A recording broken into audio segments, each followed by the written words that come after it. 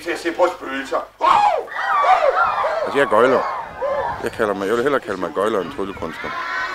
Det er rigtig uhyggeligt. I spøgelseslottet her, der er der 2 porte. En port nummer 6 og en port nummer 11. Og... Ja, det er simpelthen den første forudsætning. Det er, at man kan fange sit publikum. Nej, der er ikke 9 porte, der er kun 2 porte. Hvis ikke man kan det, så 11 og port nummer... kan man jo lige så godt gøre scenen med det samme. Må jeg lige høre, hvad nummer er det? Det er rigtigt, hvad nummer er det? Jamen, det er da nummer 6.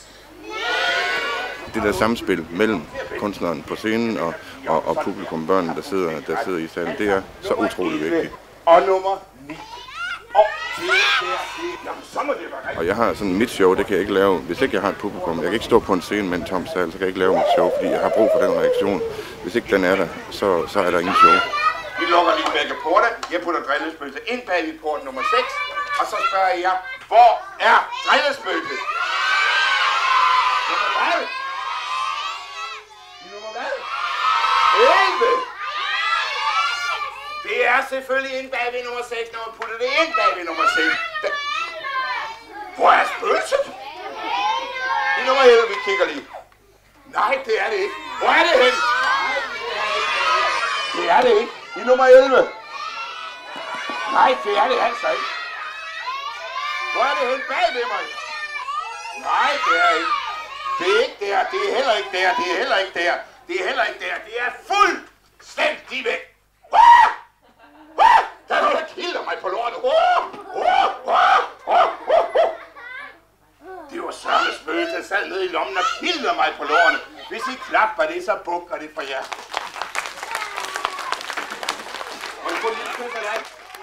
Der med spøgelset var en hyggede frem og tilbage. Det var en syge. Det er lommen af ham. Han havde proppet lige foran. Han tog den ud bagved. Han så tog den bagved, og så tog den i lommen. Nu skal jeg forsøge at trylle det røde tørklæde til blåt, og det blå tørklæde til rødt. Tror I, det kan lade sig gøre? Og nu putter det røde ned der. Sådan der. Okay. 1, 2, 3. Så er det spændende. Jo, men sanden om ikke det har lykkes. Det røde tørklæde blev blåt. Og det blå tørklæde blev rødt. Var det ikke? Det er sådan bygger mit show meget på, det er det der med overraskelser, med at man tror, man har gennemskuet mig, så viser at det har man slet ikke lige godt. Så vil jeg godt prøve at lave en endnu vanskeligere tryllekunst. Jeg vil forsøge at trylle det blå tilbage til rødt, og det røde tilbage til blåt. Og børnene, de tror, at det er da dumt, at jeg ikke selv kan se, at det er da bare sådan, det foregår, men så lige pludselig så er det på en helt anden måde, det foregår.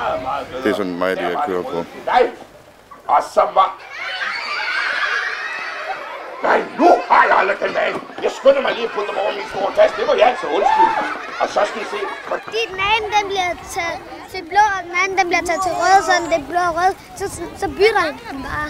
Jeg synes, det var det med paraplyen, der var det sjoveste, hvor han tog sådan nogle klude på paraplyen, og så var det der overtræk af.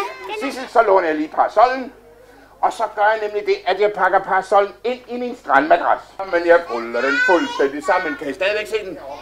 Godt. Vi lægger den herop og siger, ægte kinesiske silketrylletørklæde i mini-format, dem tager du lige.